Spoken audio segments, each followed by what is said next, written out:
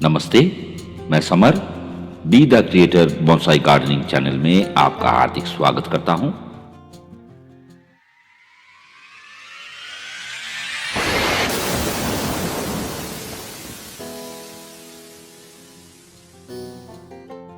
इस एपिसोड में आपके साथ अपने जंगल जलेबी बोनसाई की प्रगति साझा करूंगा।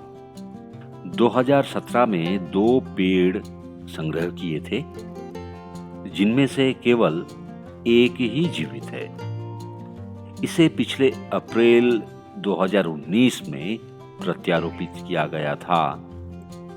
तदुपरांत इसे 2 बार और प्रून किया गया था, एक बार फरवरी 2020 में और दूसरी बार सितंबर 2020 में।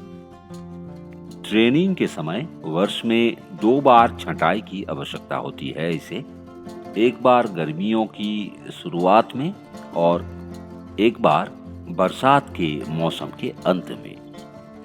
इसकी जड़ों की तेजी से वृद्धि के कारण इसे हर साल प्रत्यारोपण की आवश्यकता होती है। 2020 में प्रत्यारोपण नहीं कर पाने के बाद देखिए इसकी जड़ों की स्थिति। जड़ों की भारी वृद्धि ने इसे गमले से बाहर निकल दिए। प्रत्यारोपण से पहले जड़ों को संशोधित करना होगा। जंगल जलेबी बोनसाई बनाने के लिए एक उपयुक्त पेड़ है। यह भारत में हर जगह उपलब्ध भी है। इन पेड़ों को अलग अलग प्रांतों में अलग अलग नामों से जाना जाता है। इसकी पहचान की सुविधा के लिए इसके फल और पत्ते आपको दिखा रहा हूं और मुझे बताएं कि यह आपके क्षेत्र में किस नाम से जाना जाता है। इसका फल स्वाद में मीठा होता है और पक्षियों और गिलहरियों के लिए एक अच्छा भोजन है। पत्ते आकार में छोटे होते हैं और दिखने में सुंदर तितली की तरह होती है। हर गांठ में कांटे होते हैं।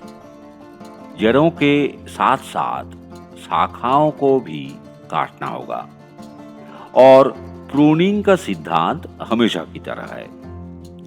इसे जितना हो सके पीछे काट लें।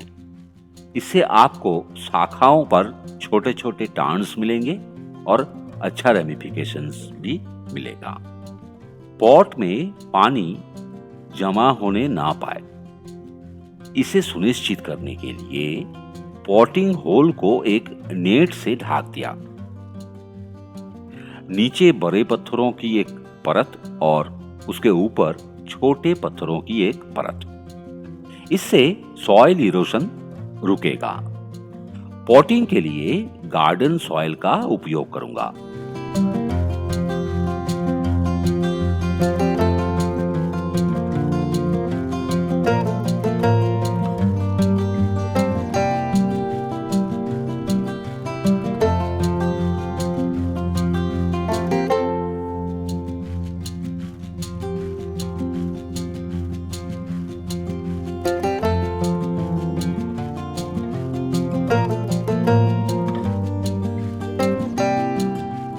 पॉटिंग के बाद अच्छी तरह से पानी।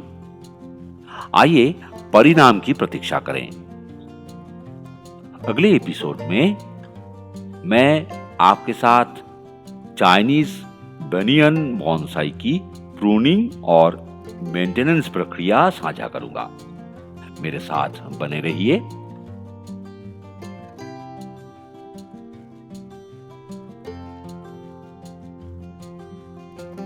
और 1 महीने के बाद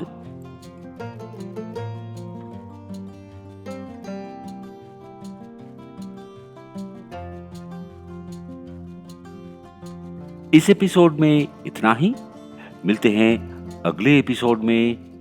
तब तक के लिए नमस्कार।